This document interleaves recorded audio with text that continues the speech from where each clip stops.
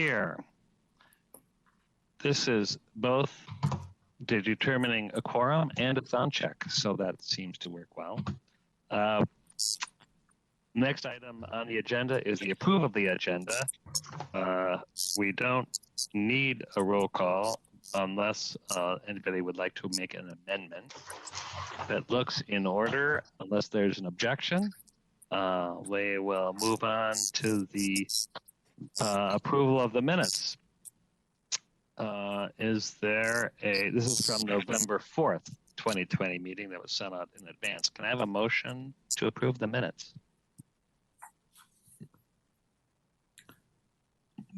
Moved by Lee.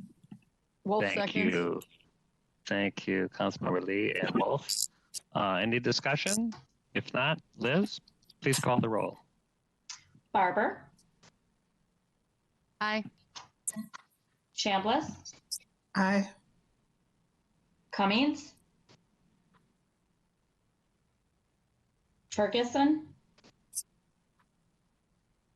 Aye. Fredson, Aye. Gonzalez, Aye. Johnson, Aye. Lee, Aye. Lilligren, Aye. Lindstrom, Aye. Musset, Sterner, Aye. Bento, Aye. Wolf, Aye. Zurin, Chairzelli. Aye. The minutes are approved. Next order of business is a joint report of the Community Development, Transportation, and Management Committees.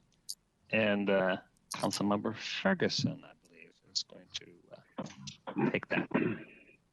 Thank you, Mr. Chair. This is business item 2020-304JT.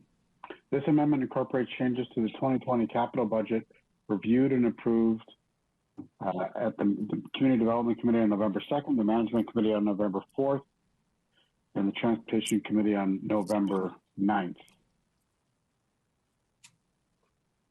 The primary purpose of this budget amendment is to bring the funds in from the bonding bill recently passed by the legislature into the budget. In the community development, this amendment will bring $5 million into state GO bonds and the required $3.3 million in council match into the budget. It's also bring $23.4 million in state GO bonds and $5.1 million in state general fund dollars into the budget for pass-through grants to specified local government recipients. In transportation, the amendment will bring in $20 million in state GO bond dollars for the D line and $35 million in state GO bond dollars for the B line. It will also bring in additional federal funds for the Southwest Transit Rail project to reflect the full funding grant agreement that was received in September.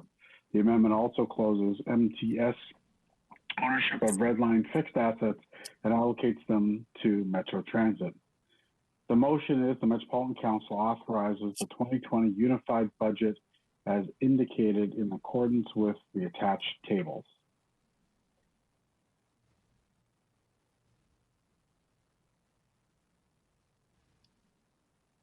Charlie, you're on mute. Mr. Chair. I was so conscientious to not disturb anybody from the lawn mowing. Is there a second? Second by Lee. Thank you, Councilmember Lee. Any discussion? We have a lot of capital activity here at the council. All right, hearing none. Liz, call the roll. Barber, Aye. Chambliss, Aye. Cummings, Ferguson, Aye. Fredson, Aye. Gonzalez, Aye. Johnson, Aye. Lee, Aye. Lilligren, Aye. Lindstrom, Aye. Sterner, Aye. Bento, Aye. Wolf, Aye. Chair Zelli. Aye. Motion carried. Next is the, yes. Mr. Chair, can I just make one more quick comment, given we don't have an item on the business below. Just in relation to the capital, we did issue a number of bonds today at very attractive rates, which I think is something that's very important to the council. So the GANs to fund the light rail project were issued at 0.29% with a $3.8 million premium, which goes back into funding that project. Our wastewater refunding was at 0.55% with a $8.9 million premium. And so we resized the issue to take advantage of those savings. The transit funding was at 0.58%, which had a $4 million premium, which we also resized that issue. So all those are significant savings to the council and each one of those different programs. One other important note on the financing side for today is that our team, Mary and Mark, Mark Thompson, our treasury manager, and all of our finance leaders were able to get us. We were on negative watch for those that you know. We were able to get S&P and Moody's both to reaffirm our rating at a AAA, which has an ongoing savings to the council and is, I think, much more important than people might realize. It's not a minor thing once you get put on negative watch to be able to fend that off and maintain your AAA status and maintain the cost savings to the council for all the work that we're doing around the region that results from maintaining that status. So thank you to Mary and Mark and Ned and the whole team for all their work in explaining what the council does and why we really should be viewed as a low-risk AAA credit. Chris, thank you so much. Mr. Chair, could I add one more thing? Please. And Chair Ferguson from management, correct me if I'm wrong, but because of those rates coming in lower than we had even anticipated, the overall savings is, I think, $1 million than we were budgeting for. Was that what I understood in management today? I think it's actually millions more, but yes. It's a pretty significant action that what happened this morning, and I think that I just echo what Councilmember Ferguson said. Mary and your staff, I know how much they were wringing their hands about a new approach that S&P was using to evaluate our credit, and our AAA bond rating could have been threatened because they viewed us as a transit agency. Like, why would they do that? But anyway, I think, Mary, I don't know if you want to make any comments on what we just achieved. Mr. Chair, I would just echo our teams from... Your microphone is up on the top of your head. Oh, there it is. That would help. I would just echo the thanks to our teams from Metro Transit, Ed Petrie, and Heather from MTS, and Ned from ES, Marie Henderson, and Mark being a brand new employee. We just did a really nice job of working with the rating agencies and continuing to make our case for our AAA rating. And it is saving us millions of dollars. Our two refunding issues, just the rating that we got is almost $1 million better than what we thought, and that was already in the tens of millions. So on the refundings, we did great. And in the financial plan for Southwest, we were looking at a 2% is what we used over all of the financings, and 0.29 is well under 2%. So fantastic. We also got a premium on that, and so that goes right back into the cash for something that I don't have to finance. So really, really, really good results for us. Well, it's a great tribute to our staff's work, and we know that doesn't just happen. So congratulations on behalf of all of us. Yes, and thanks to the council as well. It's our policies around reserves and how we addressed crises.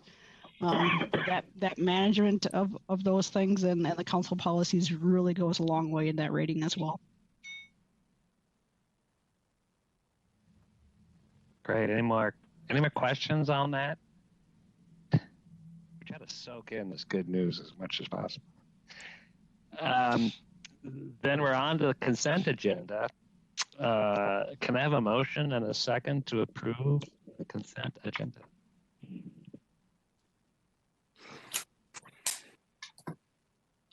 Turner motion, approval of the consent agenda. Lindstrom second. Thank you, Sterner, and second by Vento. Thank you. Any discussion? Hearing none. Liz? Barber, Aye. Chambliss, Aye. Cummings, Ferguson, Aye. Fredson, Aye. Gonzalez, Aye. Johnson, Aye. Lee, Aye. Lilligren, Aye. Lindstrom, Aye. Sterner, Aye. Vento, Aye. Wolf, Aye. Zurin, Aye. Chair Zelli. Aye. That motion's carried. So we're on to hear from standing committees. First up is a report from Community Development. Councilmember Lilligren. Yeah, thank you, Mr. Chair and council members. The first item is business item 2020-303. It's to authorize an amendment for the City of Stillwater's 2040 Comprehensive Plan. In summary, the City of Stillwater recently annexed the proposed 35-acre amendment site located in the southwest quadrant of Highway 36 and Manning Avenue North. The amendment proposes to guide the property as highway mixed use, to add this area to the Metropolitan Urban Services area, and adjust forecasts upward in response to expanded development capacity in the city. The forecast change also results in an increase in the city's allocation for affordable housing. As a result of this amendment, the city's plan falls short on guiding sufficient land to support their revised housing allocation. Council staff found that the city's plan with the proposed amendment conforms to regional systems plans, is not consistent with the council policies, in particular the council's housing policy, and is compatible with the plans of adjacent and affected jurisdictions. Mr. Chair, I move that the Metropolitan Council adopt the attached advisory comments and review record and takes the 5 following actions. First, authorize the City of Stillwater to place its comprehensive plan amendment into effect. Second, revise the city's forecast for households and populations upwards as shown in Table 1 in the review record. Third, revise the affordable housing need allocation for the city to 303 units. Fourth, find that the amendment renders the city's comprehensive plan inconsistent with the council's housing policy, and that the city is therefore ineligible to participate in Livable Communities Act programs. And finally, fifth, advise the city that to be consistent with the council's housing policy, the city needs to increase the inventory of land guided to support the development of low and moderate income housing for the 2021 to 2030 decade by at least 14 units, and guiding enough residential acres with sufficient minimum densities, and also to implement the additional advisory comments in the review record for regional parks and housing. Great. Is there a second? Second by Gonzalez. Thank you. Any discussion? All right, Liz, please call the roll.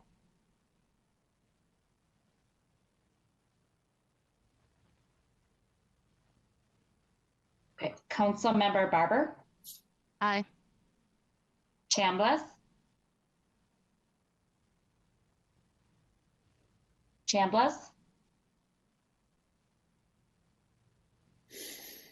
Cummings,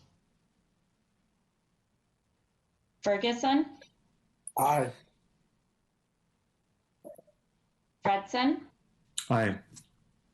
Gonzalez, Aye. Johnson, Aye. Lee, Aye. Lilligren, Aye. Lindstrom, Aye. Sterner, Aye. Vento, Aye. Wolf, Aye. Zurin, Chair Zelli. Aye. The motion carried. Yep. Sorry. Oh, Councilmember Cummings typed in the chat. She approves. Okay, lovely. I know that she and maybe a couple of others are having some audio issues, but that motion carries. Councilmember Lilligren. Yeah, thank you, Mr. Chair. And I would just note, I've been having all kinds of technical issues, as have others I've been in a number of meetings with, and I think our computers are just getting as tired of this as we are. So moving on to our next item from Community Development Committee. It is item number 2020-312. It's the same week item to amend the 2020 Livable Communities Fund Distribution Plan. Mr. Chair and council members will remember that for our 2020 budget, we allocated $1 million toward the creation of housing that would serve populations experiencing homelessness. This is part of Governor Walz and Lieutenant Governor Flanagan's winter homeless strategies, and contributed to leveraging a lot of other funds into solutions for our unsheltered populations. In March of this year, the council authorized the negotiations and execution of a joint powers agreement with Minnesota Housing to direct those funds in support of the Minnesota Winter Homeless Initiative. With the onset of the pandemic and the resultant uncertainty in private and philanthropic funds, a second capital phase of that initiative became difficult to realize. And after exploring a variety of alternative paths that could meet the council's intended purpose of the funds, as outlined in the business item, staff are recommending redirecting these funds to the Local Housing Incentives Account, one of our Livable Communities programs. Our staff's view of the current applications in the Local Housing Incentive Account process finds that there are projects that would meet the proposed use of the funds. The action would be followed by an upcoming amendment to the council's operating budget, and then in early January, an action to approve the recommended LHIA awards. This action was unanimously approved by the Community Development Committee last Monday. And my thanks to Councilmember Bethel for chairing that meeting. Mr. Chair, I move that the Metropolitan Council revise the 2020 Annual Livable Communities Fund Distribution Plan to increase the funding availability for the Local Housing Incentives Account by $1 million. Thank you. Is there a second? Johnson seconds. Thank you, Councilmember Johnson. And I will say thank you, Councilmember Lilligren and Councilmember Vento. And I know how much you have been working and advancing some of this work. And it sounds like the money will be placed, will kind of get out the door and do some good rather than thinking about it. So it's great. Any other questions, discussion? Mr. Chair, if I could just say briefly, please. Yeah. I think, we intended these funds to go quickly. That was the point of the winter homeless strategies. I think we learned over the year that sometimes the machinery of government cannot move as quickly as we want it to. I think this was an incredibly educational process for us to learn how to be a little more rapid response. And I'm very supportive of this staff recommendation, and I look forward to moving forward based on what we've learned through this process. Thank you for sharing that. All right, Liz? Barber, Aye. Chambliss,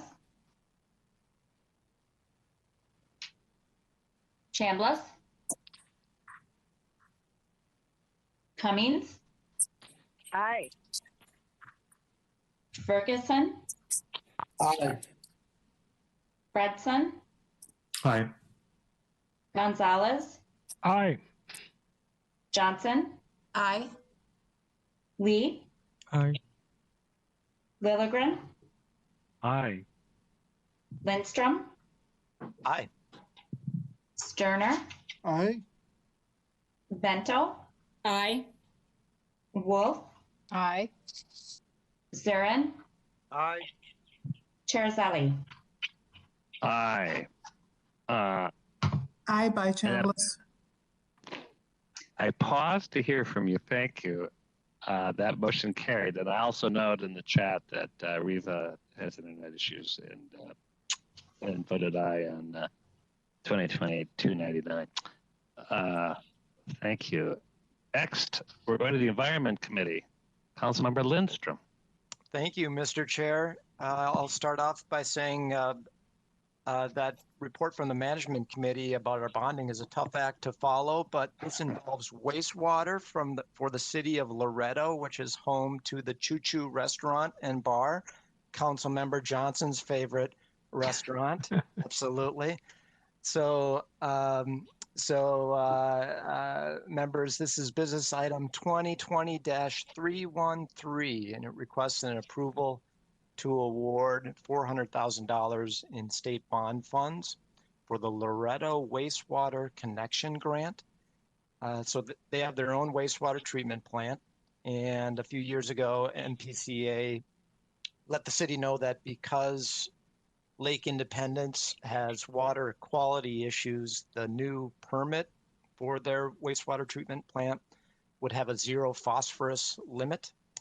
And to meet that permit, the city of 600 to 700 people would need to invest likely well over $1 million for plant improvements, or they could join our system.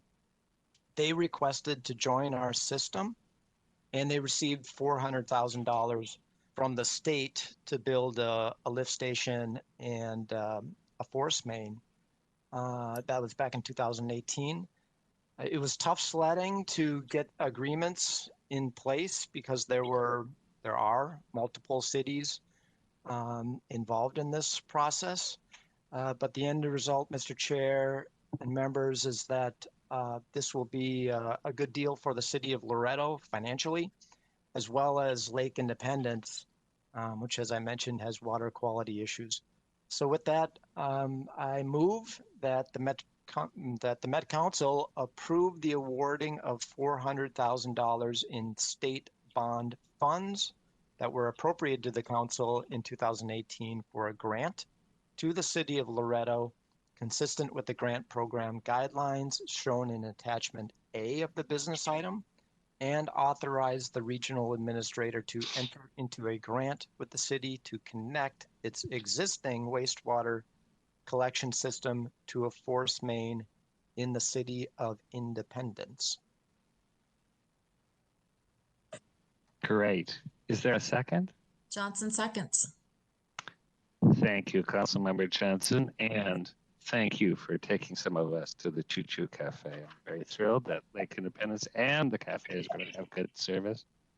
Any other discussion, questions? Mr. Chair, if I may, I would just like to thank our excellent staff too that really worked so hard on this.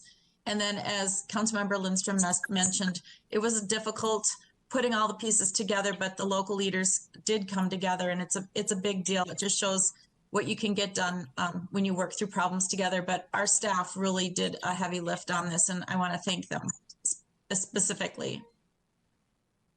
Well, thank you for mentioning that. And it sounds like this is sometimes when we do our best work, it's putting the puzzle together. And this clearly was a puzzle that took a lot of effort from different levels of government.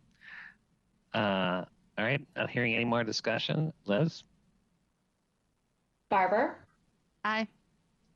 Chambliss? Aye. Cummings?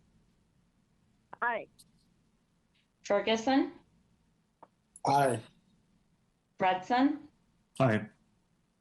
Gonzalez? Aye. Johnson? Aye. Lee? Aye. Lilligren? Aye. Lindstrom? Aye. Sterner? Aye. Bento? Aye. Wolf? Aye. Zurin? Aye. And Chair Zelli. Aye. That motion carried. So the Management Committee has no reports at this meeting. So we're on to the Transportation Committee. Councilmember Barber. Thank you, Mr. Chair.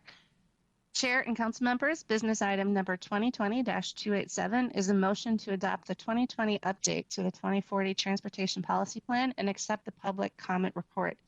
The update to the TPP began last January and was intended to be a minor update, including updating project statuses, adding new planning studies to the work program, and making minor revenue and spending adjustments. The major reason for the update being to get the plan schedule aligned with the work that will be taking place on the 2050 plans over the next few years. In March, with the COVID pandemic, we determined to continue with the update, but add new language and studies on the transportation impacts of the COVID event. We also conducted the TPP public engagement completely online and received a surprising number of comments and input on the plan. We've got Amy Venowitz here, who has a short PowerPoint highlighting the TPP update process, changes made, and the transportation planning studies we can look forward to over the next few years. With that, I'll turn it over to Amy. Amy? Hi, yes. Thanks for having me here today for the last step in the update to the 2040 Transportation Policy Plan. We do have a short PowerPoint. If Greg, you can pull that up. I'm going to turn my camera off while I do that, since sometimes I end up getting a little bit of interference. So if you'll remember, we kicked this update off last January 2020, still the same year. It seems to all of us, I think, like a long time ago now, but it was still this year. What we originally intended, and it still is, a minor update to the TPP. But then when COVID hit in March, as Councilmember Barber indicated, we did a quick check-in to really make sure we still wanted to move forward with the update. We talked a lot about the COVID potential impacts to transportation, and really determined that we would not know those impacts for quite a while. And so what we did was determine that we would still move forward with the update and that we would recognize the COVID pandemic within the plan. And particularly, as I'll talk about, we added some work program items to the plan that we will be working on over the next couple of years. So we did public review and comment this summer completely online. And again, surprisingly had really good feedback, a number of comments, over 200 commenters. I think it was a very successful process. And then we are here today with the revisions to the plan and asking you for the final update. Oh, I forgot to ask Greg to change the slides there. So I just went through that. So that's the slide I was just quickly going through. Greg, if you want to move to the next slide, please.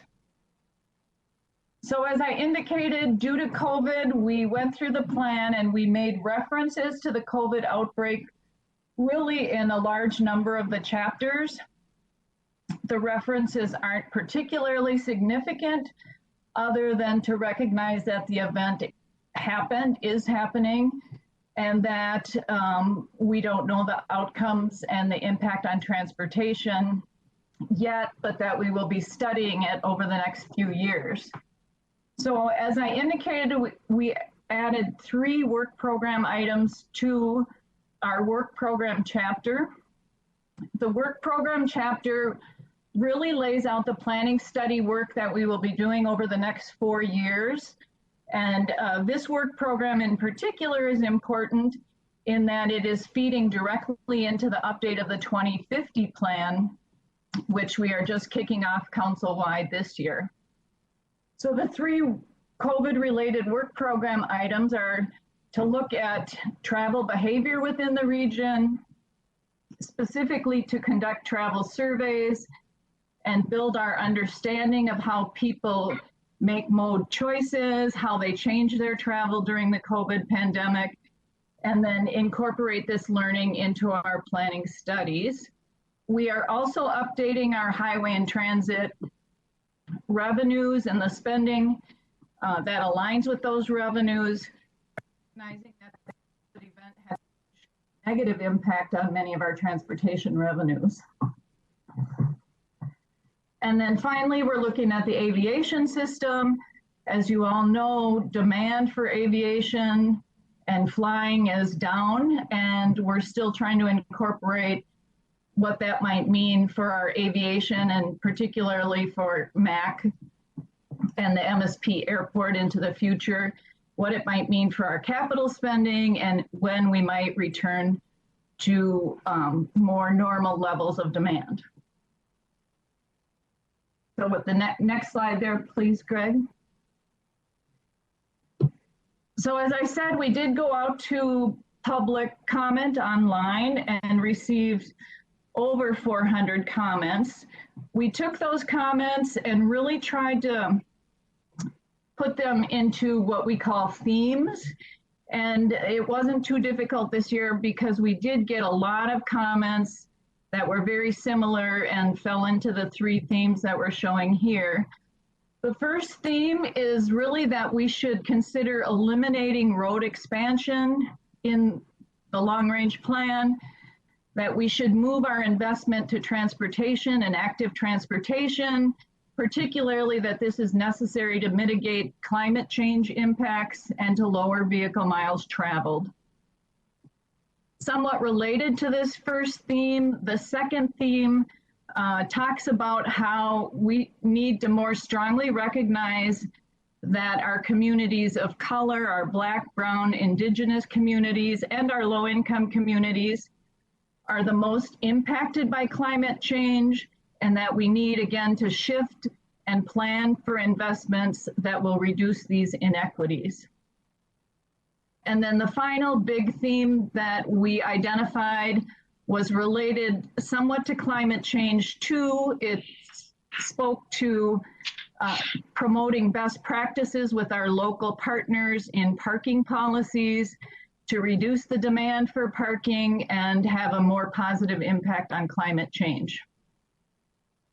Some of the other comments that we received are shown on the bottom here. These were a little less frequent comments regarding safety and security on transit, specifically improving safety, looking at our transit investment priorities, a lot of support for arterial BRT, support for specific corridors that we are investing in.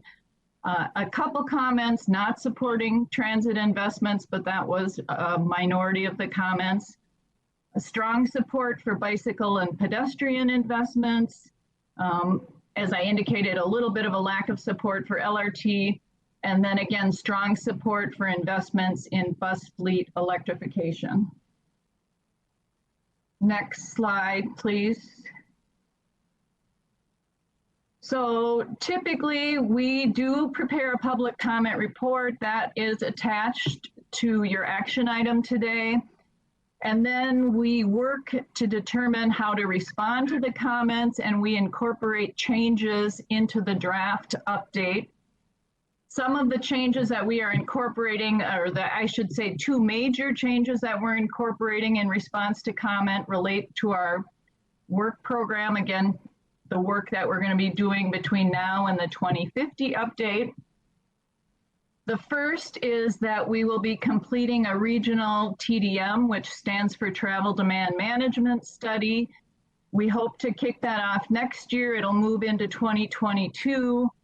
Travel demand management really is identifying strategies other than road expansion that can have an impact on demand for our highway system.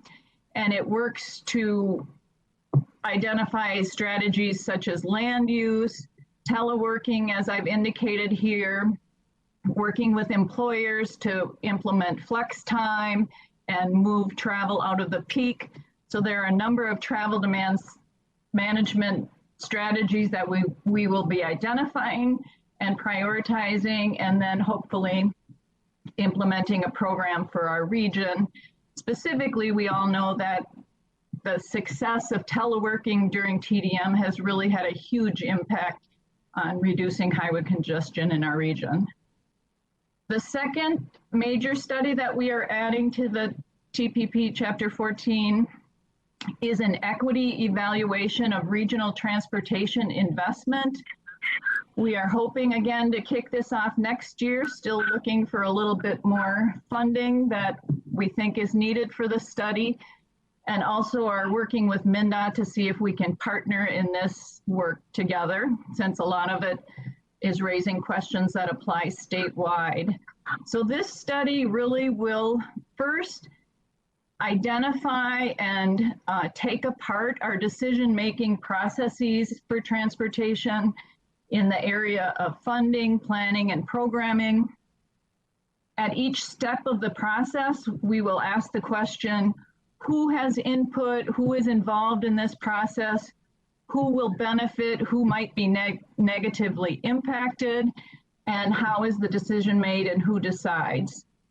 After we go through that, we will prioritize strategies for implementation that might change our processes and hopefully result in more equitable transportation investments. So we really think that was a very positive change to the plan and to our work in the future, and really did come directly out of our public comment process. Next slide, please, Greg. So this slide just lists some of the other work program items that are in Chapter 14. These studies were in the program prior to public comment, but they are still pretty important studies into the future. The Accelerating Electric Vehicle Adoption Study, we are just kicking that off this month, so that one is getting underway. We have a study kind of joint with community development, where we are looking at planning scenarios for greenhouse gas emissions. It is a tool that our local governments will be able to use to plan various scenarios and take strategies to reduce greenhouse gas emissions in their area, their municipality. We are looking at how we address congestion in the region and what our philosophy is for reducing congestion. Again, this is a study, we had been planning on doing it, but particularly in light of COVID, how we take it on and how we think about congestion might significantly change after this event. We are working with Metro Transit on a study for microtransit and shared mobility and how those can be used to really increase access to transit. Also with Metro Transit, we are working on a mobility hub planning guide. This study is also kicking off later this month. And then finally, for regional bikeways, we are looking at developing facility guidelines and measures that we can incorporate and that our partners can use when they are implementing bikeways within their communities. So that's a pretty good look at the work we're going to be doing over the next 4 years. We have some other smaller projects that I'm not going to enumerate today, but it really is kind of a full plate. And what you will be seeing over the next few years are the results and recommendations from these studies, and then all accumulating into having the recommendations be part of our 2050 plan and how we invest moving forward. So I think the next slide, Greg, is just questions there. So with that, I can take any questions that anyone has. Any questions for Amy?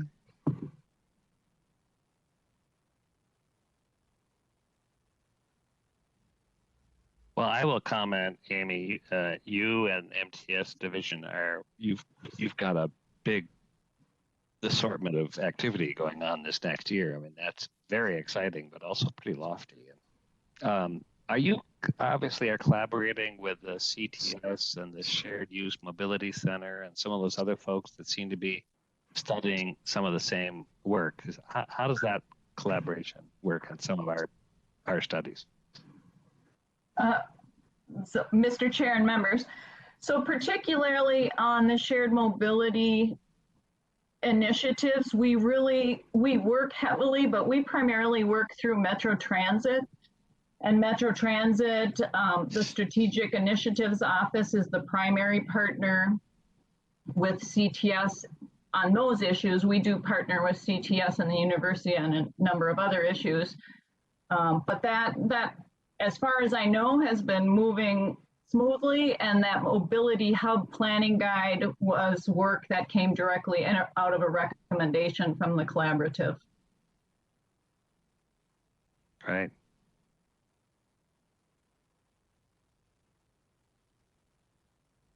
All right. Deb, do you have a motion?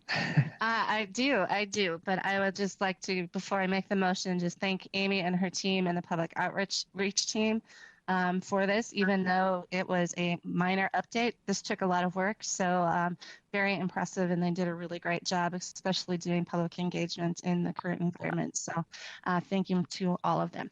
So then with that, Mr. Chair, I move that the Metropolitan Council accept the public comment report on the 2020 update of the 2040 Transportation Policy Plan and adopt the revised final 2020 update of the 2040 Transportation Policy Plan. Great. Is there a second? Second by Lee. Thank you, Councilmember Lee. And I would certainly second Deb's comment. 419 comments, 200 separate commentators. That's a pretty lofty, exhaustive report. Any other comments, questions? All right, hearing none. Chair, sorry, Mr. Chair. Oh, go ahead, Robert. Yeah, thank you, Mr. Chair, and council members. And I'm going to support this today. I respect the work. I really support the approach that staff is taking to this update, and I think it's smart and strategic. I'm supportive of the changes. I just have to put out there a concern that the transportation policy plan in the transportation policy plan around the Riverview Corridor Modern Streetcar project. And first to say, while I was on the Minneapolis City Council, I think I was the strongest supporter of modern streetcars. I think they're a great option to introduce into our modal mix. This project in particular, I have concerns about after it makes a river crossing from St. Paul on Highway 5 into Minneapolis. It has to somehow go through the historic Fort Snelling area. I think the proposal or the idea now is through a tunnel that could do incredible and irreparable damage to sacred sites. The Coldwater Spring, or Mini Owasin, as the Dakota would say, the Bedote, where the Minnesota and Minneapolis rivers meet. And so there's incredibly sensitive, sacred land here that has been desecrated throughout the history of our region. And so that's a big concern. And I know we have a few years of environmental review going on and other review, and hopefully this will continue to be elevated, and especially in light of our recently adopted tribal consultation policy. I look forward to figuring out how to get the most authentic voices of the 4 Dakota tribes into this conversation. But this is a huge concern. And again, I'm supporting this today. I'm glad we're moving it forward, but I really have to put that concern out in our colleagues and for the public as well. Thank you. Well, thank you, Councilor Lilligren, for elevating the issue that is there, and maybe not widely understood or known, that's something that needs to be fully considered. Councilmember Fetson. Thank you, Chair, and thank you to Councilmember Lilligren for raising that up. I just wanted to let folks know that the River Corridor Pact did just recently meet for the first time since I joined the council.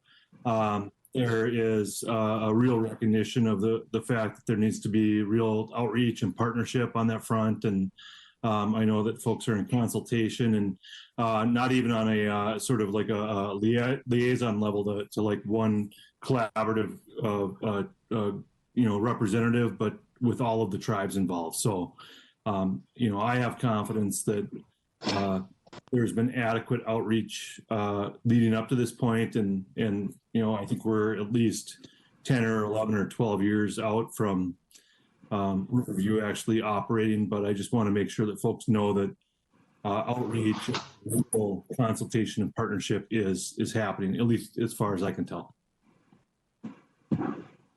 Thank you. Any other comments, thoughts? All right, Liz, I think we're ready for the roll. Councilmember Barber, Aye. Chambliss, Aye. Cummings, Aye. Ferguson, Aye. Fredson, Aye. Gonzalez, Aye. Johnson, Aye. Lee, Aye. Lilligren, Aye. Lindstrom, Aye. Sterner, Aye. Bento, Aye. Wolf, Aye. Zurin, Aye. and Chair Sally. Aye. Well, that motion carried. Thank you, Councilmember Barber and Amy, for that really thorough presentation. So we're on to our last item, which is the joint report of Environment and Community Development Committees. And back to you, Councilmember Lilligren. Yeah, thank you, Mr. Chair, and my thanks to my colleagues. Mr. Chair and council members. Oh my. So the Community Development and Environment Committee joint reports the following 4 business items are comprehensive plans for communities connected to the regional wastewater system, and were all heard in both the Community Development and Environment Committees. For both committees, council staff found that the 2040 plans conform to regional systems plans, are consistent with council policies, and are compatible with the plans of adjacent and affected jurisdictions. The first is business item 2020-299. It's to authorize the 2040 comprehensive plan for Little Canada and approve their comprehensive sewer plan. Mr. Chair, I move that the Metropolitan Council adopt the attached advisory comments and review record and take the following actions from the Community Development Committee. Authorize the City of Little Canada to place its 2040 comprehensive plan into effect. Also, to revise the city's forecasts upward as shown on table 1 of the attached review record. Revise the affordable housing need allocation for the city to 72 units. Also to advise the city to provide the council with the date that the watershed approved the local water management plan and that the city adopted the final local water management plan, and to provide the council with a copy of the final adopted plan. Also revise the forecast and the plan prior to the final plan adoption as described in the forecast section of the review record, and to implement the advisory comments in the review record for water supply. And the recommendation from the Environment Committee is to approve the City of Little Canada's comprehensive sewer plan. Okay, is there a second? Yes, Mr. Chair, this is Bento, Councilmember Bento. I second. Great. Any questions, comments on Little Canada? Okay, hearing none. Liz? Barber, Aye. Chambliss, Aye. Cummings, Aye. Ferguson, Aye. Fredson, Aye. Gonzalez, Aye. Johnson, Aye. Lee, Aye. Lilligren, Aye. Lindstrom, Aye. Sterner, Aye. Bento, Aye. Wolf, Aye. Zurin, Aye. and Chair Sally. Aye. That motion carried. Councilmember Lilligren. Yeah, thank you, Mr. Chair and council members. The next is business item 2020-300 to authorize the 2040 comprehensive plan for the city of East Bethel and approve their comprehensive sewer plan. Mr. Chair, I move that the Metropolitan Council adopt the attached advisory comments and review record and take the following actions. The recommendations from the Community Development Committee are to authorize the city of East Bethel to place its 2040 comprehensive plan into effect and to revise the community designation for the southeastern portion of the city to diversified rural from rural center as shown in figure 3 of the review record. Also advise the city to, when available, provide the council the dates the watershed management organization approved the final local water management plan and the date the city adopted the plan, and a final copy of the plan. Also to implement the advisory comments in the review record for transportation, wastewater, and water supply. And the recommendation from the Environment Committee is to approve the City of East Bethel's comprehensive sewer plan. Okay, is there a second? Seconded by Is- Zero. Isaiah, thank you. Any discussion? All right, hearing none. Liz? Barber, Aye. Chambliss, Aye. Cummings, Aye. Ferguson, Aye. Fredson, Aye. Gonzalez, Aye. Johnson, Aye. Lee, Aye. Lilligren, Aye. Lindstrom, Aye. Sterner, Aye. Vento,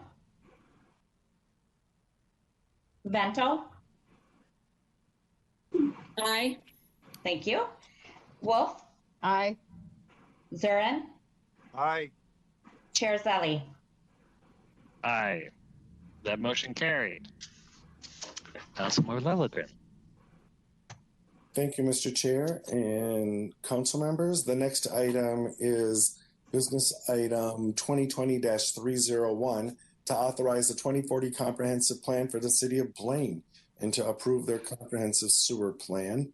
Mr. Chair, I move that the Metropolitan Council adopt the attached advisory comments and review record and take the following actions. Recommendations from the Community Development Committee: authorize the city of Blaine to place the 2040 comprehensive plan into effect, to revise the city's sewer serviced forecasts upward as shown in Table 2 of the attached review record, and advise the city to implement the advisory comments in the review record for land use, water supply, and historic preservation. The recommendation from the Environment Committee is to approve the City of Blaine's comprehensive sewer plan and to implement the advisory comments in the review record for wastewater. Okay, is there a second? Second, Lindstrom. Lindstrom, thank you so much. Any discussion? All right, Liz, call the roll. Barber, Aye. Chambliss, Aye. Cummings, Aye. Ferguson, Aye. Fredson, Aye. Gonzalez, Aye. Johnson, Aye. Lee, Aye. Lilligren, Aye. Lindstrom, Aye. Sterner, Aye. Vento, Aye. Wolf, Aye. Zurin, Aye. Chair Zelli. Aye. That motion carries. Now on to Long Lake. Councilmember Lilligren. Thank you, Mr. Chair and council members. The final item is the business item 2020-302 to authorize the 2040 comprehensive plan for the city of Long Lake and approve their comprehensive sewer plan. Mr. Chair, I move that the Metropolitan Council adopt the attached advisory comments and review record and take the following actions. The recommendation from the Community Development Committee is to authorize the city of Long Lake to place its 2040 comprehensive plan into effect, and also to advise the city to, when available, provide the council the date the city adopted the final water resources management plan, and also to implement the advisory comments in the review record for roadways, water supply, and housing. The recommendation from the Environment Committee, and it's a long one, is to approve the City of Long Lake's comprehensive sewer plan. Also require the city to submit to the council a copy of any new or amended fully executed intercommunity agreements for filing with the city's comprehensive sewer plan on record at the council. Also to require the city to submit to the council the locally adopted capital improvement plan to be included with the city's comprehensive sewer plan on file at the council once completed. Also strongly advise the city to address inflow and infiltration sources within its collection system. and mitigate so that peak flow discharges are within the limits as defined in the council's water resource policy plan, and that any future discharge into the regional wastewater system that exceeds the council's standard peak flow factors will result in the assignment of an inflow and infiltration mitigation work plan or plans as outlined in the council's regional inflow and infiltration mitigation program.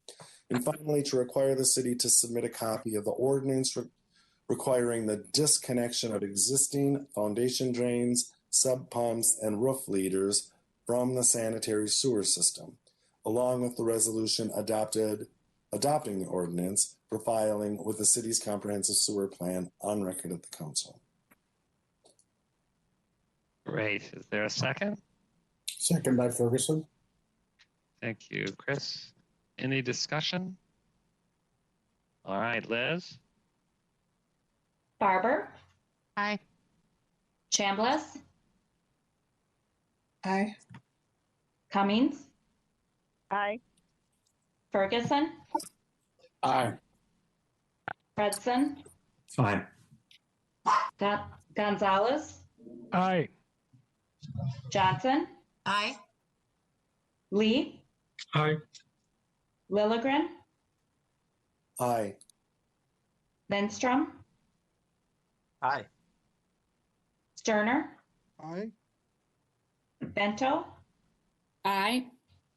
Wolf, Aye. Zurin, Aye. and Chair Zelli. Aye. All right, that motion carried. Thank you. And thank you, everybody. We did a lot of business items today and important ones, which we will probably be on pace to do over the next few meetings. It looks like Liz did a poll, and we have a quorum for a meeting on December 23rd, which takes a little pressure off of some of the all the business items we'll have and the meetings coming up to that. So I think we're going to plan to have that meeting since we could do it virtually, and we're probably not traveling very much. I know that in another hour, the governor is going to be addressing everybody about new restrictions. No mystery there. It's been in the press, but that's just something I think we at Met Council are watching carefully, how it affects our employees, how it affects our communities, how it affects all of us. And knowing that safety and the pandemic continues to be not only a issue, but or even more severe one. So really going to have to fasten our seatbelts over the next few months and try to we'll get through this. I also want to just mention, because it's been in the press, the Minneapolis Council action to provide funding for additional police support from the Hennepin County Sheriff and Met Transit Police. And I've put a few emails out, and I won't go on at length, only to say that we always our partners, particularly in the downtown area, when Metro Transit Police are engaged in some of our work in transit areas like Nicollet Mall, transit stops. That's just something we've always been doing. But I think we've been pretty consistent in saying, and I've said to some of the council members and to the mayor directly, that we don't have the capacity to, rent or to provide personnel because we have our own, frankly, due to some various leaves, we're down from our full complement of officers, and there's a lot of need in our whole transit system. So just so you know, if you hear about it, we kind of have some grounding principles that we want to be good partners, but we know that we have our priorities, which is our transit footprint, and also our community interests and our own police force. We do, and we will try to lean in to be supportive, particularly in the downtown Minneapolis area, to the extent we can. We're not looking for funding. We're just thinking more about the issue of just the available resources we have. So that'll continue to develop, but just know that we are kind of have to take care of our people first.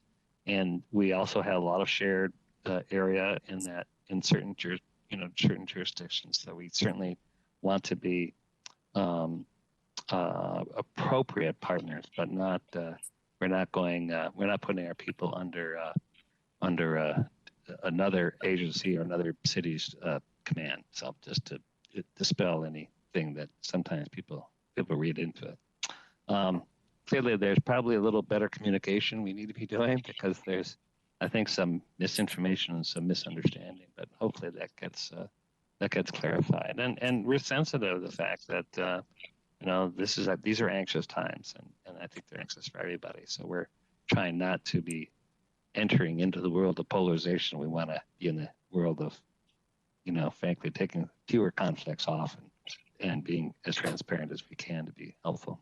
But I just wanted to mention that in case anybody, I'm sure we all are getting calls and emails from people. And if you have any other, feel free, anybody, to call me or talk to me or Mary Bogey, if you have any more questions.